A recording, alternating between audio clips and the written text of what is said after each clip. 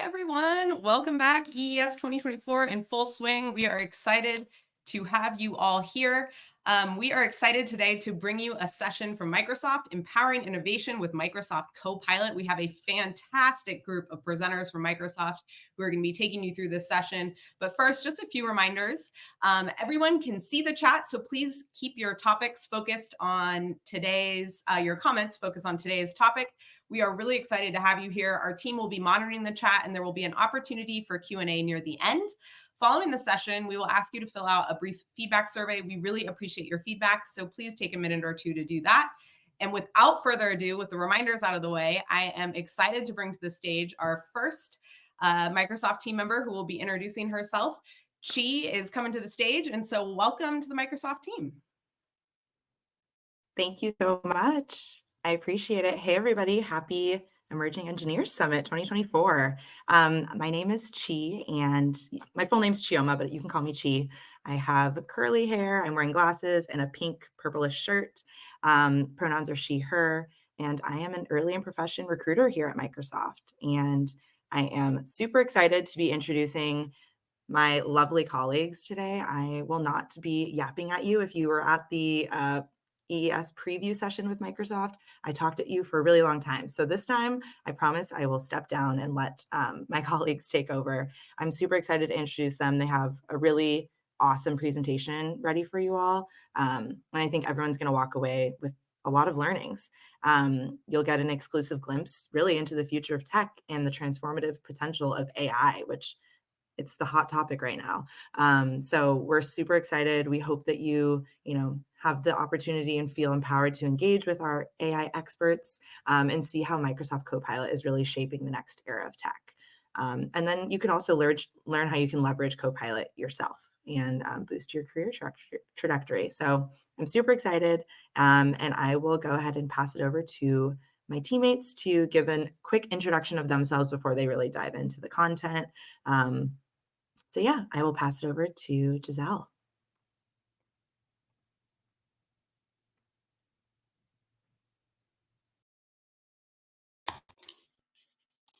Hi, everyone. Hi. Greetings from Europe. My name is Giselle. I'm the support evangelist for advanced support for partners. I'm a global support evangelist, and I'm glad to be here. And I would like to show you later on more what we can do with Copilot. So I'm really excited to have this invitation, and I'm being in Microsoft for more than 5 years. So that's a brief introduction from me. Thank you. Bye.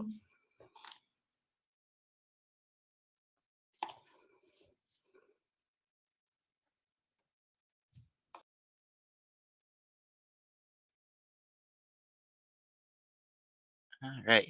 Hello, everyone. My name is Jason Prime. I am a cloud solution.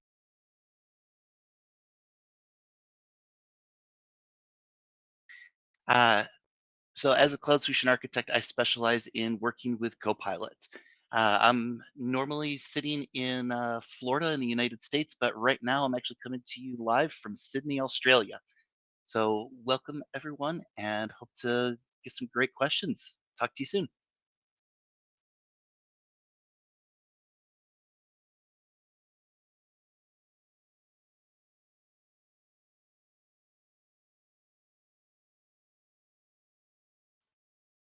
Hi, everyone. My name is Samuel Boulanger. I'm from Canada. I'm a technical specialist for business application and recently modern work. I've been with Microsoft for 3 years. I'm also playing the role of the cross-solution AI lead for Canada. So I'm helping our customer understand how they can leverage our different AI tools to get the most value out of it. So it's a real pleasure to be with you today.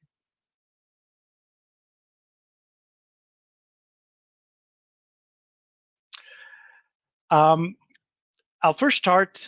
First, I'm super excited to join you today to talk about Copilot. I've been working with Microsoft products for the last 13 years, and I honestly haven't witnessed as much innovation as I have in the last 2 years. AI is changing the way we work and the way we live, and I personally find it really exciting time to be in tech.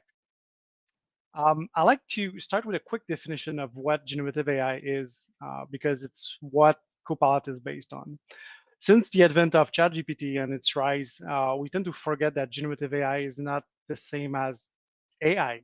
It's just one type of AI built on top of other AI technologies. As its name may suggest, generative AI is a form of AI that can generate or create content in text format, images, music, code, and even videos. It's a type of AI that can understand human natural language and interact with us in similar way.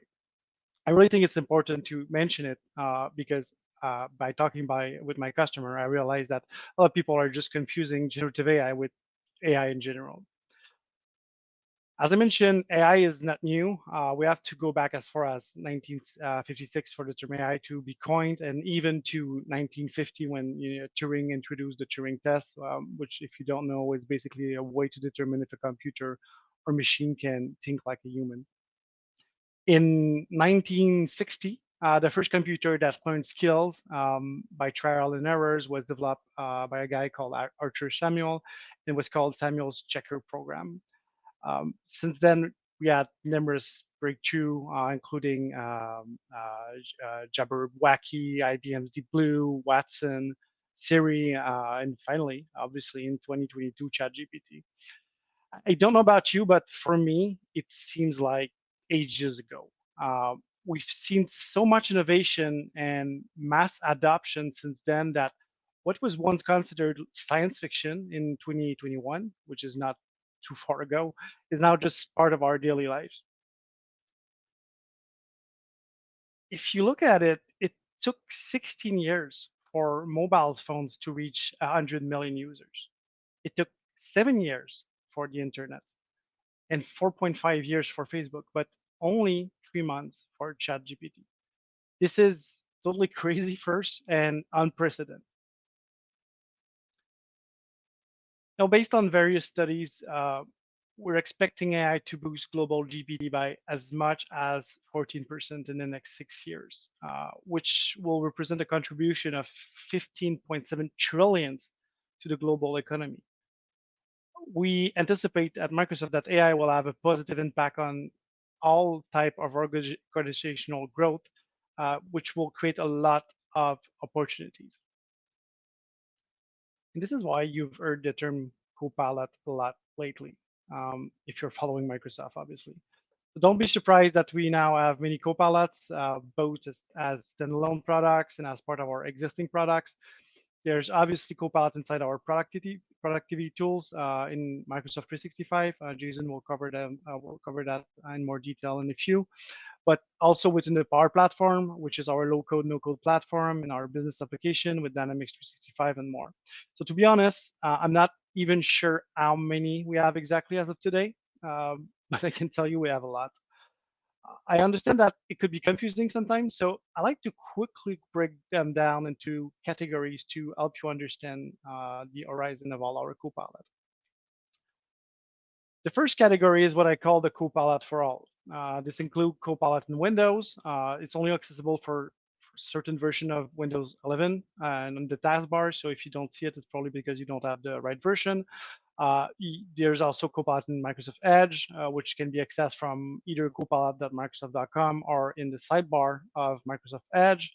There's Copilot for M365, which includes what we just renamed a week ago, Biz Chat, which lets you chat with your organizational data and integrate into our productivity suites like PowerPoint, Word, Excel, etc.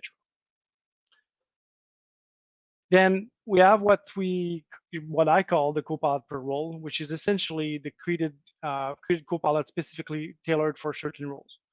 This includes Copilot for services, sales, finance, security, and I put GitHub there since it's really geared toward developers.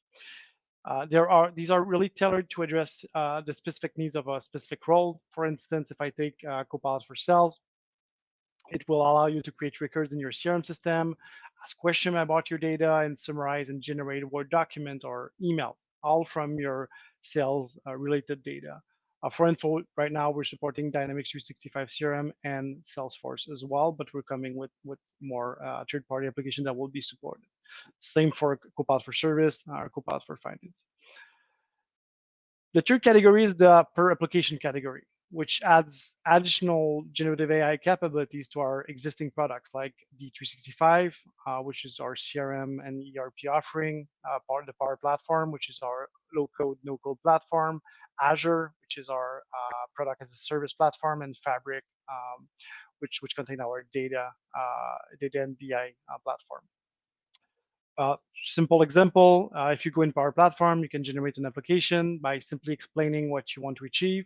Or you can do the same in Power BI dashboard using Copilot and Power BI. So basically, you're using natural language, you're describing what you want to achieve, and it will build it automatically for you. All the functionalities I just described are out-of-the-box features that can be configured for some, but they can't really be adapted for more complex use cases. This is where the per scenario category comes into play. Copilot Studio, for instance, lets you extend Copilot for M365. We will let you connect to different data sources from per PDF to third-party applications and defining the behavior of your customized Copilot. So it's really a way of designing your own Copilot, but making them available to the mass user by integrating it with M365 Copilot. It's not only limited to generation, because Copilot Studio will allow you to trigger actions from your Copilot as well. For example, you can create a Copilot where employees can ask how many days of vacation they have left. Then Copilot will query another system, let's say Workday, and it will return the value to the user. If the employee then asks to book some time off, Copilot will be able to leverage Power Automate, which is our low-code automation platform, to create the request in Workday automatically. This can all be done through Copilot for M365, making it fully transparent for the user, as they will work in a tool they're used to work in, but then it will call those more evolved Copilot that you build for them. The last piece I wanted to cover, it's not a Copilot, but I think it's worth mentioning. It's AI Studio. This is where you can leverage our AI services, from Azure OpenAI to our cognitive services, our AI search, which is an indexer. You can use those services to build your own applications. You can integrate them into your existing ones, or you can even integrate them with Copilot Studio. There's a connection directly between Azure AI Studio and Copilot Studio. So if you want to build your own models and you want to trigger them from M365, that is totally feasible. I hope honestly that this visual representation will help you grasp what Copilot has to offer. I know this is complex and we have a lot. But to be fair, there is still a lot for you to discover. But if you add only one place to start, I will say that Copilot for M365 will be the right place to begin. And that's why for the next section, Jason will deep dive into how Copilot for M365 works under the hood. So over to you, Jason. All right. Thanks, Samuel. Hey, everyone. I'm back. Sam, if you wouldn't mind going over to that next slide here real quick. Wonderful. So today, for my part, we're going to be talking about what happens when you submit a prompt with Copilot. So we're going to get into kind of the nitty gritty of everything that happens, because when you go in and start, you're typing in a sentence, maybe two, right? And what happens with that? The amount of technology that comes in and just takes over and starts to push this out, in my mind, honestly, it blows my mind. So we start with that user prompt, getting put in. We could go to that next slide, please. From there, we jump into what we call pre-processing or grounding. So we're going through and looking at, everything that's being said. We're trying to incorporate, our base prompt into it to be able to grab all of your information from, the graph. And when we're talking about the graph, the easiest way to think about it is it's all of your data that's inside of Microsoft 365. So emails, chats, files, I know I'm missing a few, but you get the idea. It's everything that's in there that we're able to pull together. You can see that we've also got access to Bing, to plugins, to Dataverse, Power Platform services, Fabric, and we could just grab all of that information in one shot to be able to reason across it which is one of the best things about this. If we could go to the next slide. All right. Once we have gone through that pre-processing area, that first step, then we're jumping over to sending out the modified prompt to the large language models.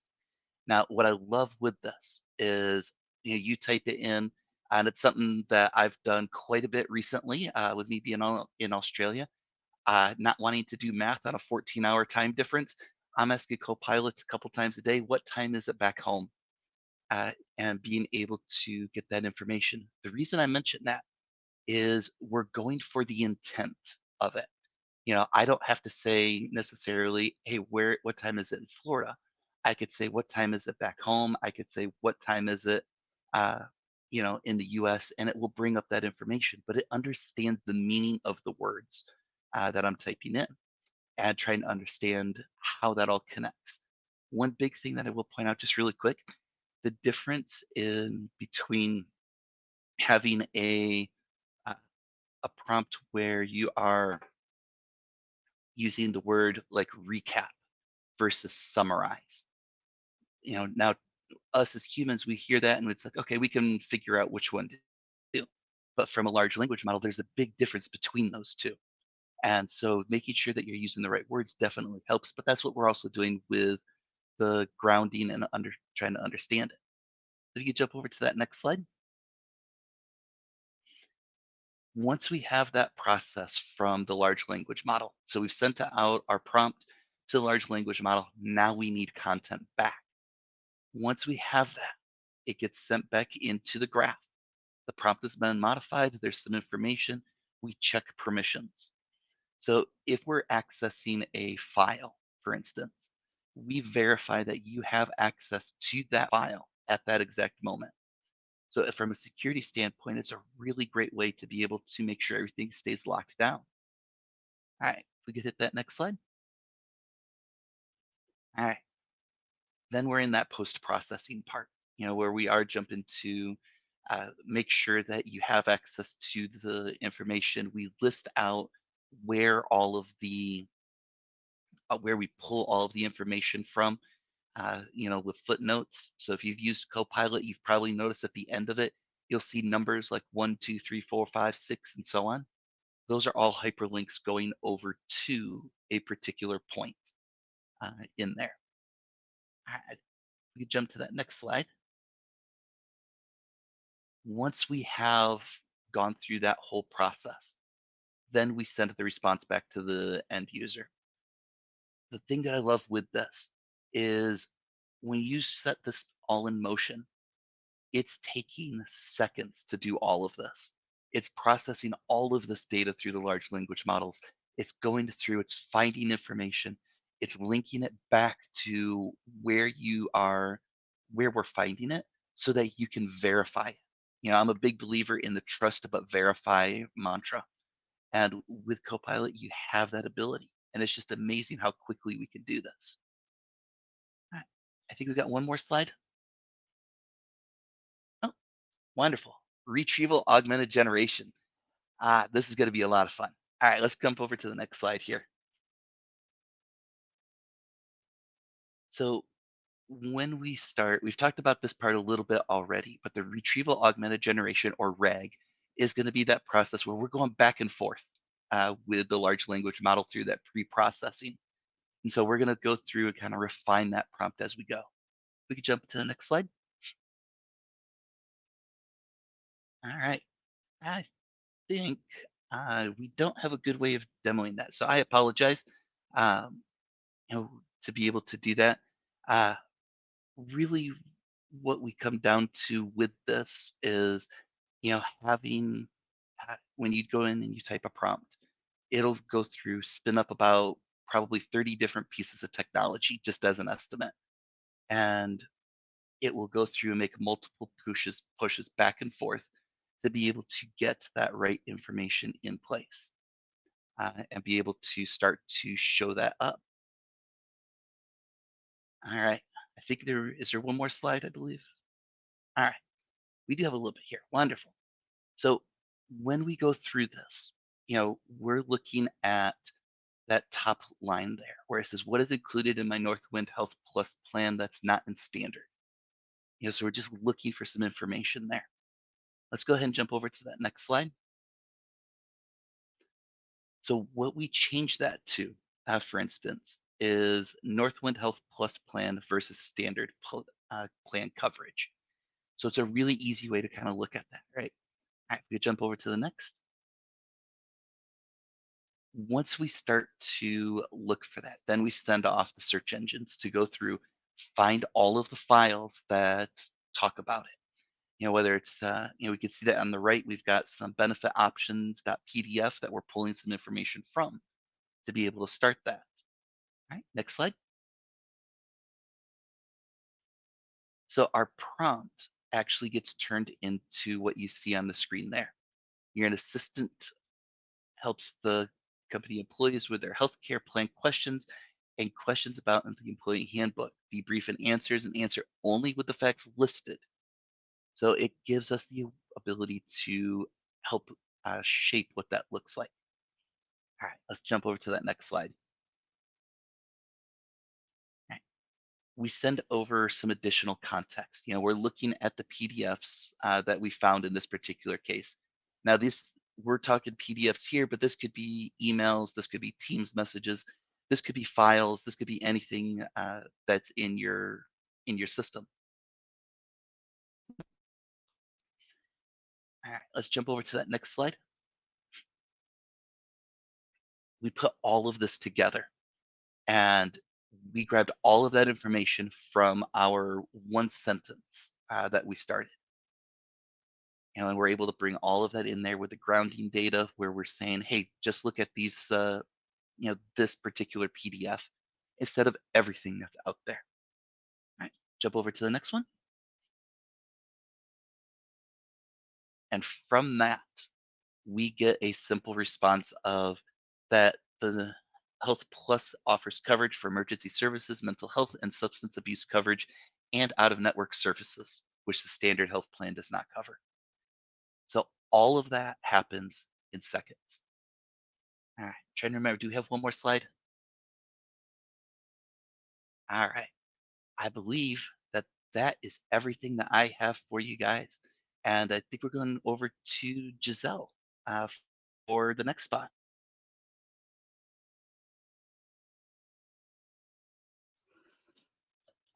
Hello, hi, me again here. So we got some updates where you can find Copilot. I know that you learn more the technical background a little bit, like the layers of how we function. And I will be sharing a few links for you to have a look whenever you have time, because it's a little bit like demos that takes around 10 minutes for you to watch and see.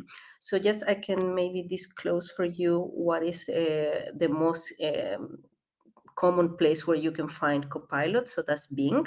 So if you go to your browser and then you open Bing, you can find Copilot over there. And then, of course, we do have an app. So you can start to experience Copilot with the app. And from that, you can see Copilot, how it's function. And of course, it's on in all the applications that we have, you can see. So let me share the link first of all, so then you can go whenever you have time. And then another reminder, we do have a bubble here like for questions, and we will be taking the questions. So thank you, and if you have questions, drop it, and then we will have time to answer. Thank you.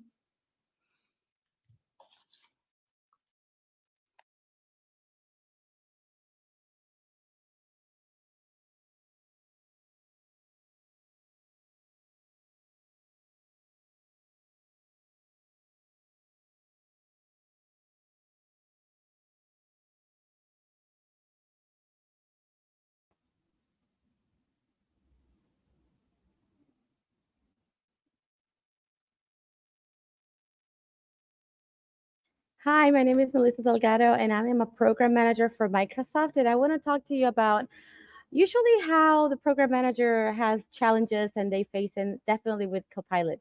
As a program manager, you're in charge of complex projects and have to coordinate with multiple teams, specifically when you have ensured that all your team deliverables are on time and that the coordination and management is done properly. So with Copilot, we don't only have to proceed with the project, but we also have the coordination piece, the management piece, overseeing complex projects, ensuring the deliverables are on time, coordinate with multiple teams, and also we track projects and maintain the communication. We have to facilitate the meetings.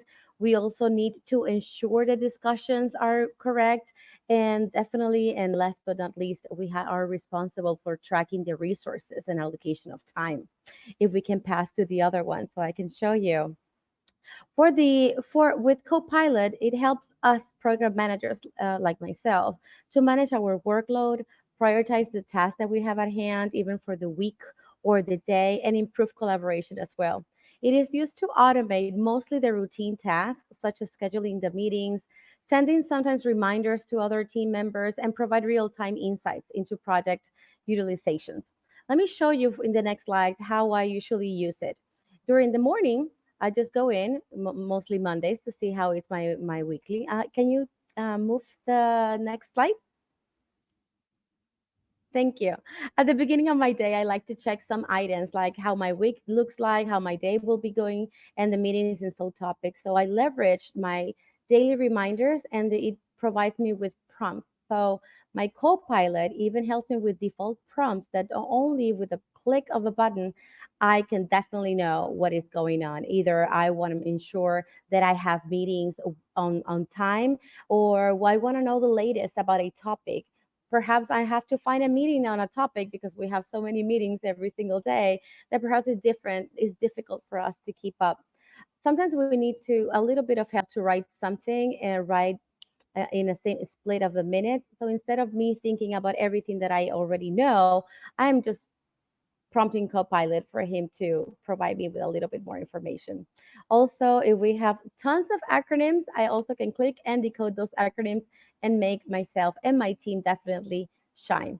So if we go to the next slide, this is super quick. I don't want to take too much minute, but for the next slide, I'm going to show you the three main things that I usually use every single day, and is my Word, my PowerPoint, and I also use Copilot in my browser. Those three are the main things that I use mostly for the Word document. If I have a topic that I really want to make sure that I nailed all the single time, I will use it. I also use it for writing an agenda, let's say for a preliminary 25-minute meeting before a project pitch. For the PowerPoint, I create lots of documents for my team, including maybe like a 30, 60, and 90 days onboarding plan for new hires employees. That is super neat because not only they need to read a lot, then I can produce only slides for them to have the most important things they have to accomplish during that period. And then in the browser, I could definitely go and work with my engineering teams to have all info at hand right at the bat. And last but not least, with my last slide, please, if you can move it. Thank you. Last but not least, we have some challenges as program managers, and we face numerous challenges such as managing conflicting priorities. Also, we have different projects with different business needs. So it's important for us to be able to deal with unexpected issues and communicating with all the teams and stakeholders. Copilot helps me provide valuable insights and automating very time consuming tasks. And that way I can focus on what matters to me the most, which is delivering successful projects and meeting expectation. Well, back to you. So I will give you a little bit more time to have Q&A. Thank you.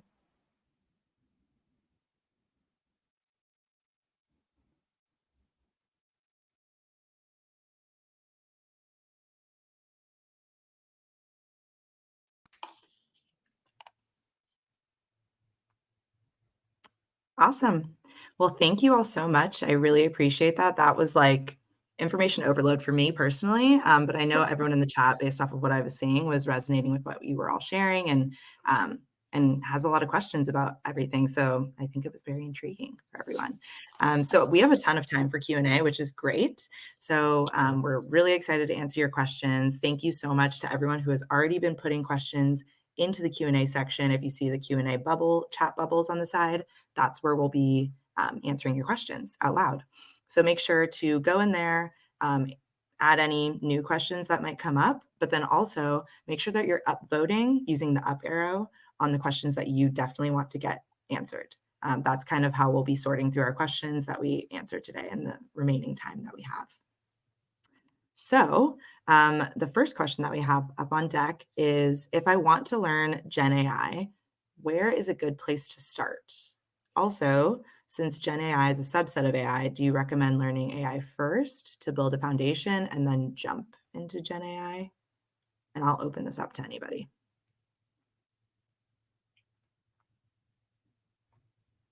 I can take this one. You can hear me, right? Yep. Okay, good. So, I mean, depending on where you want to go, from my point of view, I come from the low-code world with business application, and we totally leverage Gen AI without having a foundation in machine learning. So, it really depends on where you want to, what you want to do for a living, right? Do you want to work at building the model, training the model, etc., or do you want to use them? So that's the first thing I'll say. That identifying where you want to, how do you want to use AI. Then the second, I'll say that on the OpenAI website, there's a lot of great training documentation, and the Microsoft website as well. So that will be a great place to start. We have learning path covering the different subjects. If you want to start looking into machine learning as well, you can look at our Azure AI fundamental certification, for instance, which is not a super long certification, but will give you a good idea of what's our product are offering in terms of AI, and then you can expand on it. We have different level of certification you can go through, and with their learning paths that you can follow through. I love it. Thank you, Samuel. No one has anything else to add. We can move on to the next question. Awesome. Thanks for your question. I think it was Raphael that asked that. Okay, this question has a lot of upvotes here. Microsoft was first to invest in OpenAI after the launch of ChatGPT. Does Microsoft have its own GPT house, or does it use OpenAI models under the hood for all of these copilots? And by the way, GitHub Pilot is awesome, and I use it every day. Love to hear that. So we're using OpenAI under the hood. Basically, we invested in OpenAI before ChatGPT was released. Actually, the version that everybody knows. I think we started investing 4 or 5 years ago. Don't quote me on that. I'm not sure, but our relationship with OpenAI is a relationship from some time ago. And something that is interesting to know is that all the OpenAI models are running on Azure infrastructure. So we really have a partnership with them. If you're using ChatGPT from OpenAI directly, you're basically using our services. And the other way around. We're using their model, but on our infrastructure. You'll see a bit of difference between using Copilot, even if it's built on top of ChatGPT, because as Jason has explained it, with the RAG pattern on top of it and the boundaries that we've put to the model, it will act differently than ChatGPT, but this is basically ChatGPT-4 in the background. Thanks again, Samuel. Anyone else have anything to add? If not, I think Samuel did a great job with it. Yes, I agree. And yeah, if that doesn't answer your question, or if you have further questions about it, feel free. Anyone can put some more questions in the Q&A. But I think the next one is actually going to be for me. But if any of you on my lovely panel might know the answer to this too, feel free to chime in. But as a recruiter and a recruiter for software engineering, I think I can answer this one pretty well. So the question is from Javlon Beck. I hope I'm saying that correctly. I apologize if not. But the question is, what qualities or attributes make an applicant stand out during the selection process for the Microsoft Explore program, given that it doesn't necessarily require prior experience? That is a great question. And yeah, if you're not aware of what the Explore program is, it is a way to explore Microsoft, hence the name. So it's basically an exploration of both software engineering and technical program management. And it is specifically for students who are in their first or second year of college. So yeah, it's very unlikely that you will have experience, and we actually really are looking for candidates who don't have a ton of experience. If you already had multiple internships, it's probably not the internship for you. So what we do look for in a candidate for the Explorer program is really like a passion for technology. And that might not be through an internship, but that could be through the courses that you're taking. I mean, first things first, we are obviously looking for, you to meet the required qualifications of the role. And I think the only qualifications are Intro to Computer Science and Calculus. So as long as we see those on your resume, and you answer that you've taken those, you're on the right track. But in addition to that, I think we also want to see what other coursework you're taking. Are you maybe involved in the classroom as a tutor or a teaching assistant, or maybe even a research assistant? Anything that you've done on campus that shows your passion for technology, if it's maybe class projects or even side projects, if you like to do projects on your own time. I also like to see when, people are, and every recruiter might be different, but this is kind of what Microsoft in general looks for is extracurriculars. So are you involved in any student groups or organizations? Do you attend conferences like CodePath? So you're already, one step ahead by being here. So I think things like that are what can make you stand out as an Explorer candidate. Anything that kind of shows you're really well-rounded and have a passion for technology. That's not actual internship experience. HE, do you mind if I add one thing that helped me? Please do. So one of the big things that one of my recruiters told me when I was starting at Microsoft or going through that interview process was one of the big things that we value is a learn-it-all attitude. Not a know-it-all attitude. You don't have to know everything. It's a matter of just going in and being willing and able to learn what the new thing is. Copilot's been around for maybe 17 months-ish, something like that, to the general public. And here we are. It's completely revolutionizing it. Absolutely. And our whole culture is centered around, that growth mindset. So I appreciate you mentioning that. Cool. Okay, let me see.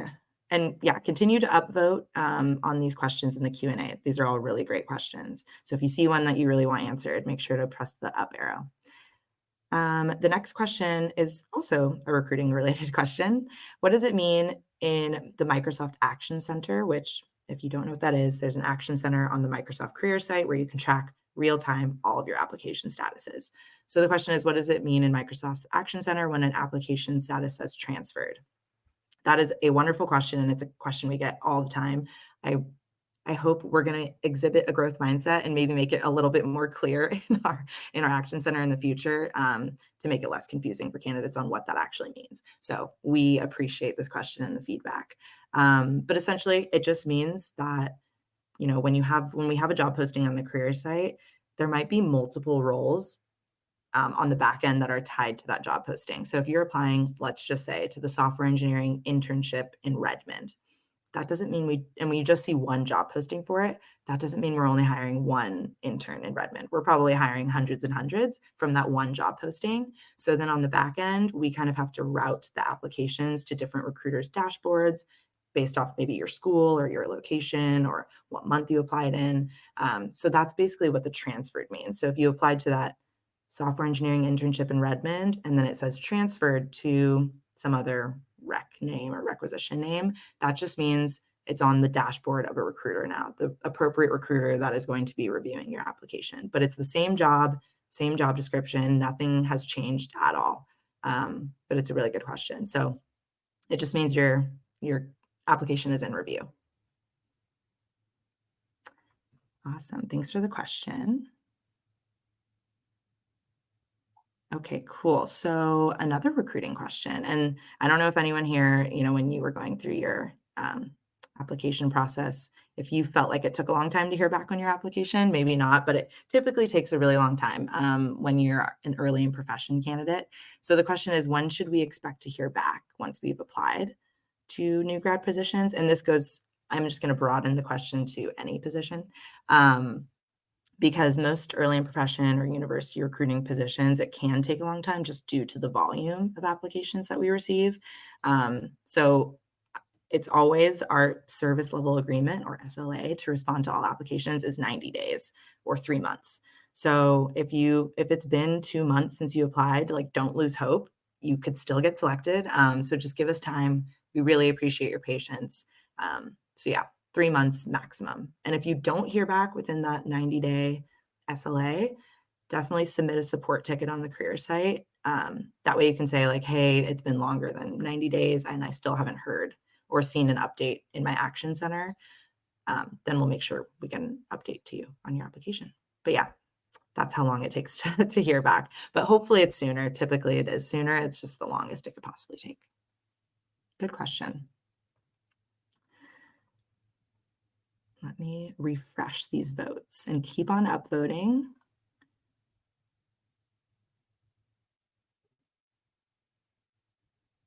Okay, this is a good one. And I don't know, Jason, Samuel, Giselle, Melissa, were any of you referred to Microsoft by someone that you knew that worked here? I wasn't. No. Okay, none of us were. I was. Oh, you were? Okay, nice. Yeah, but I was not referred. I was just told there are openings in Microsoft. Please go there and apply.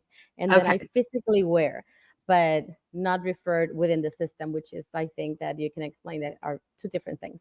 Yep. Great call out. So yes, I was kind of in the same position as you, Melissa. But the question is it true that getting into Microsoft is difficult without referrals or knowing someone who works there? I've attended several Microsoft events and met recruiters, and most suggested trying to get referrals. I don't want to say that person maybe steered you wrong, but they potentially steered you wrong. So I would say it's really not. I mean, as you can see here on today's panel, none of us were actually referrals, and we're all here at Microsoft. And I want to really emphasize that Microsoft is committed to a unbiased hiring process and an equitable hiring process. And so if we prioritize referrals, that would introduce bias into our hiring process. So while we do value referrals and we absolutely value what Microsoft employees have to say. So like Samuel, if you have a friend that you can vouch for their skills for a specific role and you referred them, we want to hear that. So like we do have an employee referral program for that, where we can see that in all applications, but we don't per se like prioritize them. So we would never go into a job posting and say, let me filter for all of the referrals and we're only going to look at them. We're always choosing the most qualified candidate for the role no matter what. And then taking into account valuable feedback that our Microsoft employees have about the people that they're referring. So definitely don't wait to apply if you don't have a referral. I get this question a lot too of like, should I apply yet? I don't have a referral from anyone yet. Definitely don't wait. Apply as soon as you can. You never know when job postings can get taken down. They typically are only up for a short period of time. So you definitely want to apply, and you can always get a referral later if you do have one, but I wouldn't go seeking one out because they don't really, give you prioritization. So I hope that answered the question. And Shuma, can I say something about that as well? Yeah. Oh, okay. So I remember when I was interviewing for Microsoft, and I just want to let you know that don't get intimidated if in the middle of waiting for that interview, you're talking with a person that is on your left, on your right, and they actually have been referred and they're about to go in, because what gets you to the door don't necessarily will let you in. So everybody's gonna go to the same door to have those interviews. But after the interview is the person that is sitting right there, just being passionate at what you do. Like Jason said, it's not about what you know, it's what you're willing to learn and what you will gonna be impacting that team that you're interviewing. That will set you apart. So don't get intimidated if somebody said, oh, I was referred. So don't worry about that. I mean, just be you and make sure that you have everything in your equipment for you to sell yourself the right way. I love it. Totally agree. Awesome. And then the next question that has a ton of upvotes is, when will the new grad SWE roles be out? And is there any event registration link to record that we were here? So one thing I want to mention, and I think this was put in the chat earlier, is the Microsoft career site is your source of truth for all current job postings or hiring that we're doing. So it's updated regularly. So as soon as we have a new opening, it'll be posted on the career site. And typically on the job description, we will say, because it's a new law, there's also fun new laws in recruiting, that we have to put the date that we plan to take the job posting down, or if it's going to be accepting applicants on like an ongoing basis. So you can actually see like you have until this date to apply, or we will accept it on an ongoing basis. I'm pretty sure there's definitely new grad SWE roles on the career site as we speak. So definitely go to the career site and apply as soon as you can. And then roles are typically posted at different times throughout the year. You know, there might be roles posted now, they might be roles posted in a couple months. So always set up job alerts. That's my recommendation. You can set up the filters that you want and then get email notifications as soon as a job is posted that match your filters. And then for the event registration link to record that you're here, I mean, as a sponsor, Microsoft does have access to a list of attendees at EES. So I think that being here, I don't think there's anything additional that you need to do or fill out. So no worries on that regard. And then, okay.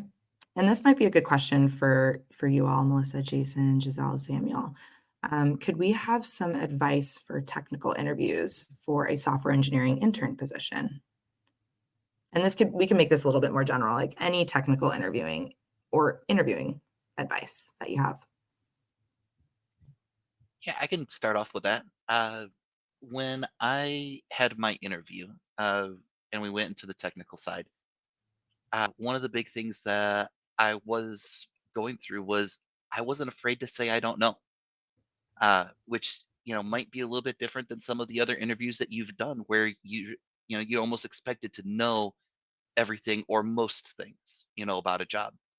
And the gentleman that interviewed me, he grilled me. It was about a 45-minute interview, and he asked me what my knowledge was on probably about 20 or 30 different subjects, and then asked me questions at that level to be able to answer it. And it was a little nerve-wracking, like most interviews are, but it was nice to be able to kind of customize that and be okay to say, hey, I don't have an answer, but this is where I would start. And that was one thing that I always kind of followed it up with. So even if I didn't know the exact answer by memory, we'd at least have that starting point to go and start looking. I love it. Thank you, Jason. I can have also, I am a non-technical person, but I work with engineering teams every single day.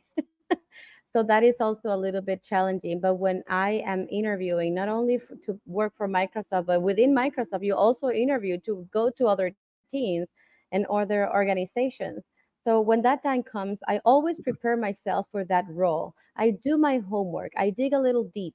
I check into the industry and what are the things that are going on in the industry, and make sure that I'm equipped myself with the knowledge, or at least the way that I can communicate about those new things that are going on in the industry. At least I can talk about them. And like Jason said, at least in Microsoft, we have a culture that, I mean, if you don't know it, just say that you don't know it, but you're willing to learn, and that's good.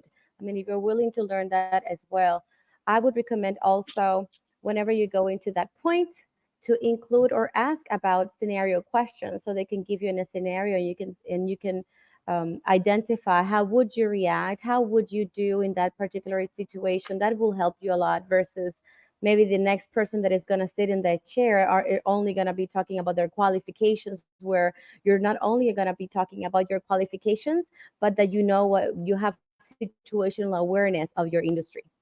Just want to put that right there. I love it. Thank you, Melissa and Jason. That was really great advice. And that's all advice I would give my candidates too. The last thing I'll add before we go to our very last question is, I think the biggest hiccup that we see candidates go through in their technical interviews is failing to talk through their thought process, which I think Jason kind of touched on that. And Melissa, you touched on that too, like having a growth mindset, admitting when you don't know something. But then, yeah, also communicating and collaborating. Collaboration is one of our core competencies at Microsoft, which you can see all of our hiring tips for both technical and all interviews on our career site under the hiring tips.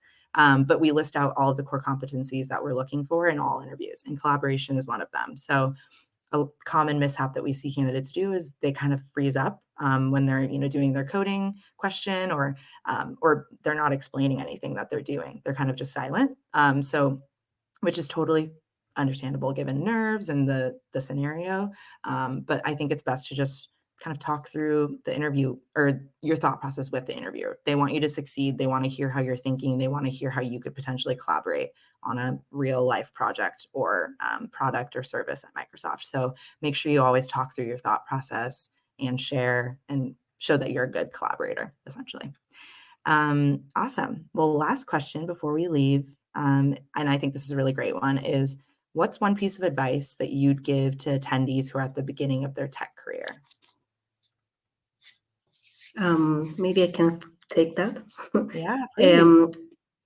As I mentioned, I did not mention, I mentioned in the beginning, I'm a support evangelist. So I work with the companies, early companies and multiple teams, technical teams, a lot of software engineers, partner technical consultants. I do also work with people in the early career. And what I like to advise people is to be yourself. Just be you. The moment you start into the interview, just be yourself and just be true to yourself. And then what Jason also mentioned is like, if you don't know something is fine, and always be willing to learn. So that's something that in my career, also starting at Microsoft, I learned to keep learning, keep asking questions, be yourself, and don't be afraid to show who you are. And we are all like kind of a large community in all over the world. And then that's maybe my piece of advice, just be yourself. I love that. Thank you, Giselle. Anything else anyone wants to add as a last thought or piece of advice for all of our emerging engineers? I think that Giselle just nailed it with being yourself. But sometimes people ask, okay, I'm being myself, but nothing is going on.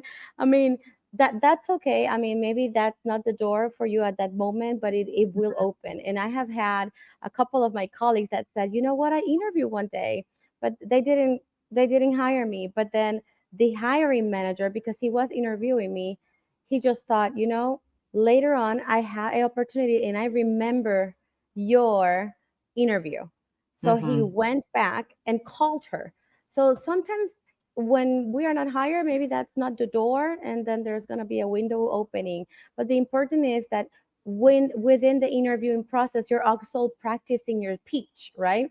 You're pitching yourself to a company, you're pitching yourself and ensuring that you have what it takes to go to the next level. So always be yourself, embrace who you are, embrace your culture as well, because we like diversity, and this industry, the industry of technology, is very diverse, and it doesn't matter where you're sitting, in which region, in which location. The technology industry only cares about what you know and what you can bring an impact to the table. So always keep that in mind. With that, that's a mic drop. Thank you.